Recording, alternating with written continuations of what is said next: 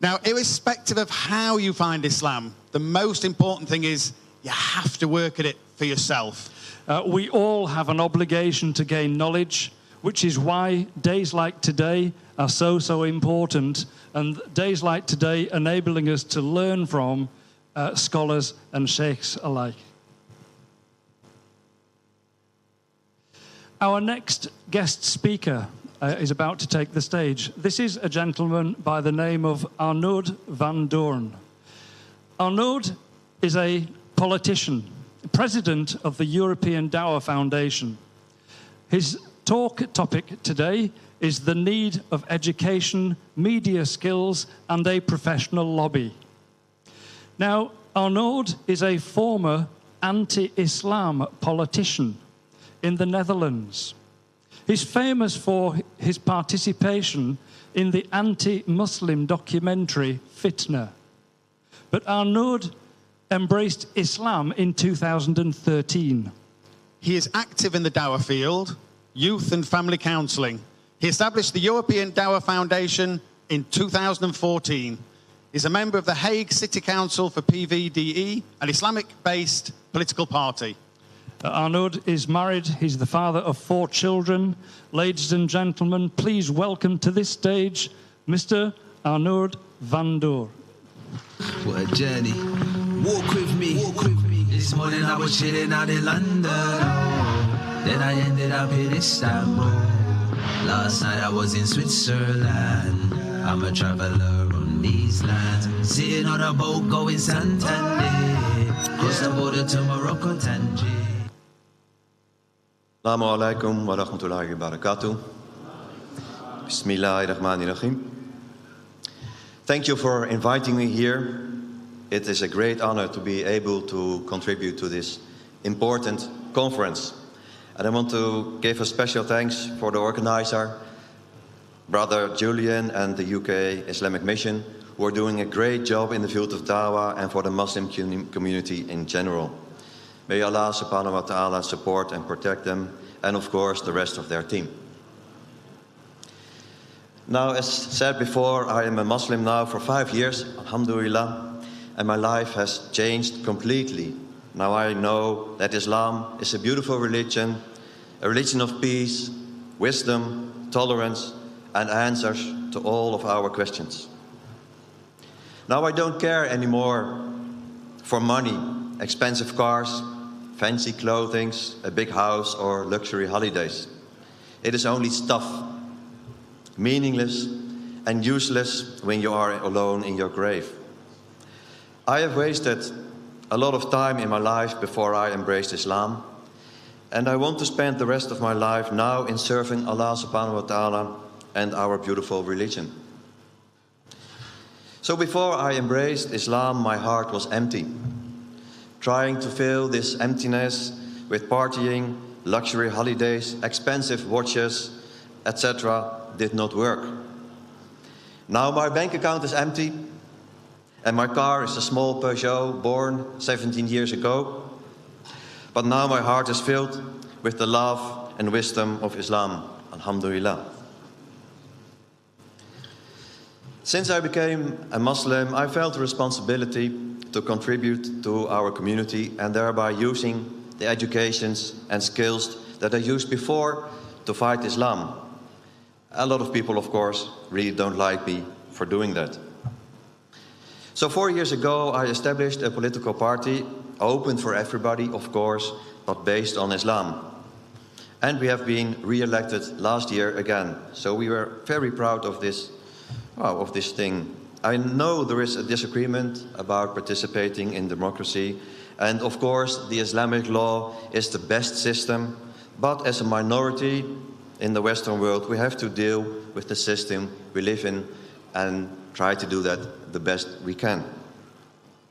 Also, I have established the European Dawah Foundation in 2014. With this foundation we want to create awareness, education and cooperation amongst the young Muslims in our community. We are organizing sport activities, homework aid and parenting advice. Recently we started a project in Tangier, Morocco, where we help families in need. And inshallah, in the near future, we want to establish an orphanage in Tangier as well. I just came from Tangier yesterday. I was there for 10 years. Spent 10 years, no, of course, not 10 days. Not yet. And it was, well, very inspiring. And inshallah, we'll be back there within a few weeks. So besides of all, of course, I'm studying Arabic, Quran and Islam, because that is what you should do as a Muslim in general, of course. And especially for new Muslims, this is very important. It's always gaining knowledge and you never stop. Now, there is a lot of work to be done for us as a Muslim community. In these days of growing polarization and intolerance, it is very important for us as a Muslim community to unite and to cooperate.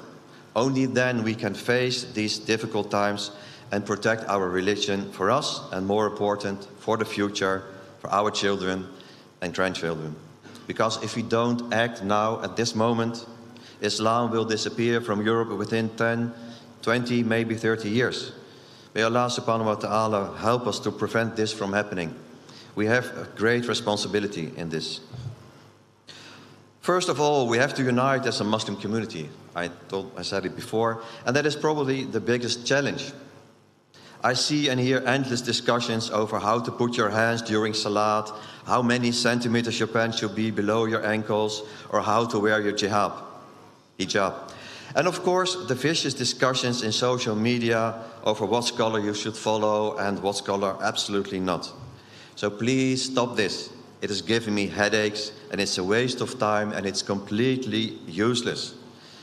And beside of that, this is not the example we have to give to our children and to non-Muslims. Realize that we are under attack. There is a war, at least a soft war, going on against Islam and Muslims. We have to wake up. Don't be a sheep. Take your responsibility as a Muslim. So what can we do? First of all, don't consider yourself a victim. Don't see yourself as immigrant or second-rate citizen, because you are not.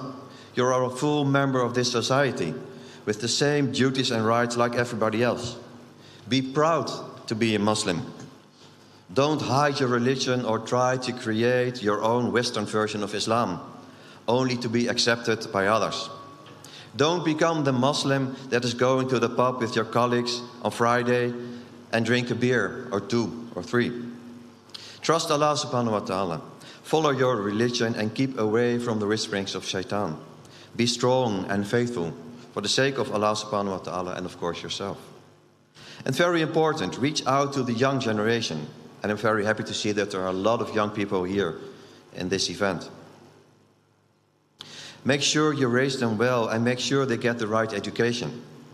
Maybe we have failed as community so far, but inshallah, they will be the leaders of the future, the leaders we miss at this moment. We have to invest in them, specifically in them. And don't wait until they are 18, 19, 20 years old. Start creating leaders at the age of 12, 13, 14 years old. There is a lot of young potential in our community. We have to use this potential. Make sure we raise a generation that is aware of its responsibility, that is able to protect Islam and our community, that is able to create a lobby. The first generation worked in factories. The second generation now are teachers, lawyers, or are running successful businesses. The next generation, inshallah, should become decision makers. We have enough mosques, or better to say, we have a sufficient amount of mosques. Now we have to invest in people to fill these mosques. Invest in our own media, schools, youth and elderly care, medical facilities, labor unions, political parties. We have to create a very strong lobby. Especially the influence of media is very underestimated.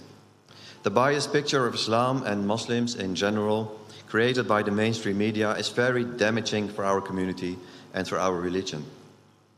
It is therefore very important to invest in a professional, neutral media that is telling the truth about Islam and what is going on in the world. Not only in so-called Muslim countries, but especially here in Europe. We have to invest in our young potentials by teaching them media skills and debating techniques. We need education and talent, specifically in this field. Not with the intent to create a parallel society, of course not, or to stand with our back to the society, but in a way that we contribute in a positive way to the society as a whole, without extremism, but with pride, with an open eye, with the behavior of a good Muslim. Because after all, the best dawah is our own behavior. May Allah subhanahu wa ta'ala protect and help us all. May Allah subhanahu wa ta'ala stand with us in these times of many challenges. And may Allah subhanahu wa ta'ala protect our children and the future generations. Thank you very much. Jazakallah.